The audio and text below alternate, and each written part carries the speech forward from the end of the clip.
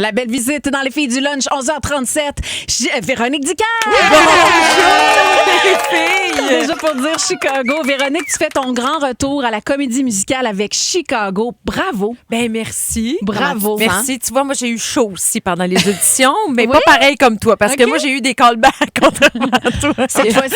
Pauvre toi, j'ai t'écouté parler.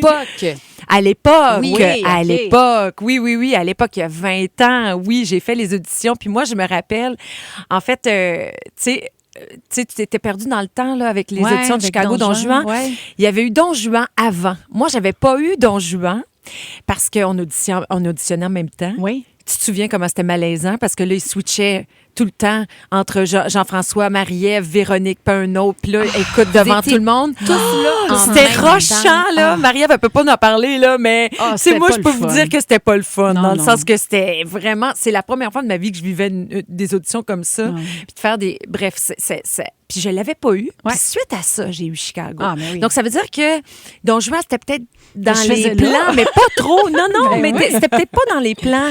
Ouais. C'était peut-être... Parce que c'était Mais- pas très loin après les auditions de Don Juan. Mais comme quoi, on a un destin, puis à un moment donné, c'est fou, la vie hein? est due pour qu'on embarque sur un projet qui va changer la suite de notre parcours. Absolument. Tu sais, Chicago, déjà il y a 20 ans, c'était phénoménal comme succès, ce que tu as connu.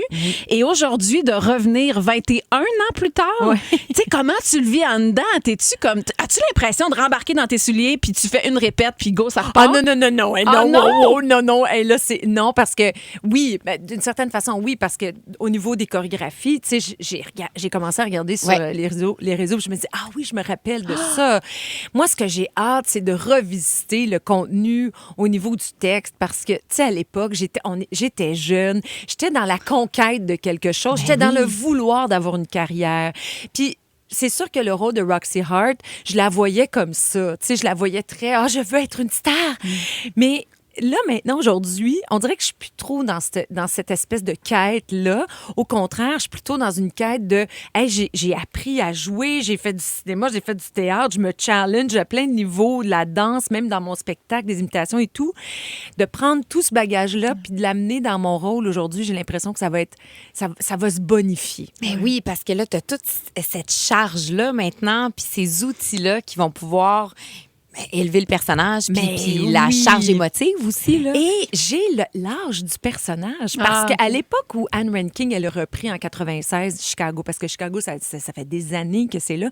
Puis en 96, il avait fait comme un revival du Chicago qu'on connaît aujourd'hui. Les habits noirs et tout.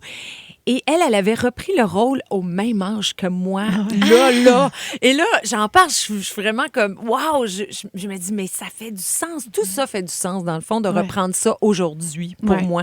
Je me sens pas du tout comme si je serais pas à ma place. Au contraire, je pense qu'il y a 20 ans que j'étais peut-être pas à ma place. Et là, je trouve que là, j'ai beaucoup plus d'outils, puis de retrouver ma Velma, ma Terra, c'est McLeod qui va faire ma Velma, avec qui j'ai entretenu une amitié après ça. Là, on est des amis, donc de se retrouver, c'est du bonheur. C'est très girl power aussi, quelque part. Oui, c'est très girl power. C'est très aussi... oui, c'est girl power parce que si on passe à Cell Block Tango, tu sais, les filles qui chantent là, avec les chaises, puis qui ont fait comme oh my God. Ben c'est girl power, mais en même temps, tu te rends compte qu'il y a une petite fêlée, là. Il y a une petite fêlure. Parce que, tu sais, à un moment donné, elle se dit oui, mais là, il s'est garoché sur mon couteau 10 fois. Je l'ai pas fait. Ben non, c'est pas moi. qu'il l'a. Mais non. Oh, que ça va être bon, ce Alors, il y show-là. a tout cet enjeu-là bien aussi. sûr, bien ce sûr. sujet qui est tellement d'actualité encore. Je veux dire, on parle de corruption, puis on parle de s'acheter des procès. Donc, On n'a pas avancé tant que ça. Non. Véronique Dicker est avec nous autres dans les filles du lunch. On va peut-être te rappeler des souvenirs, tes débuts de chanteuse, peut-être, Feel Happy. On écoute ça tout de suite. À Beau petit plaisir. Aïe, ça fait du des bien, beaux ça. souvenirs. Qu'est-ce que ça te fait, Véronique Dicker, d'entendre ta toune? Ah, c'est des beaux souvenirs. Ouais? Ah, mon Dieu, ben oui, j'ai tellement aimé faire cet album-là. Mais c'était drôle aussi en même temps parce qu'on venait juste de vivre l'attentat à New York et tout. Puis en même temps, j'étais avec Guy Tourville, le réalisateur de mon album. Puis ça le arrivait en même vidéoclip, temps. C'était capoté. Tu m'avais raconté ça à Studio G. Je t'avais reçu dans une émission. Le vidéoclip avec était Alexis horrible. Durand-Brou dans le désert. Une histoire de pas de bon sens. Non.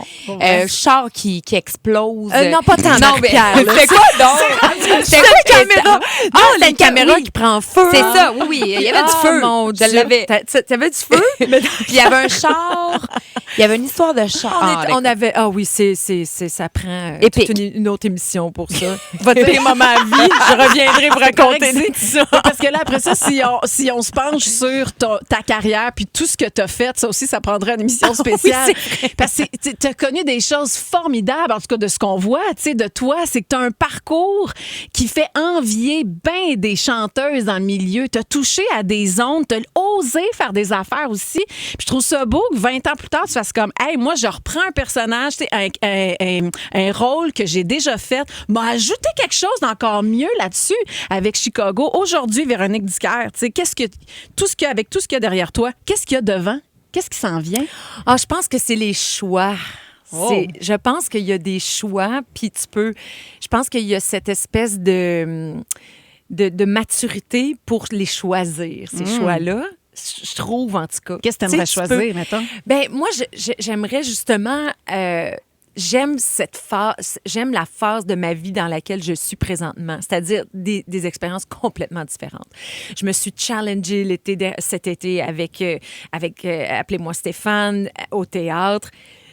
Vraiment, là, j'aurais pu prendre un été off, mais j'avais envie de me challenger. J'avais envie de challenger le jeu que je venais d'apprendre avec nos belles-sœurs, avec René Richard-Cyr, qui est un maître incroyable, de prendre ça puis de me dire, ben là, prends-les, puis va ton théâtre. Essaye, va te mettre en danger. Ouais. Puis, je sais pas, j'ai toujours aimé ça, me mettre en danger, mais avec des gens avec qui j'ai confiance puis qui peuvent t'élever, effectivement. Ouais. Et ça, c'est le fun. Parce que je me dis, bon, écoute, là, l'enjeu de carrière, tu sais, je dis, les gens, ils savent que j'aime faire un peu n'importe quoi.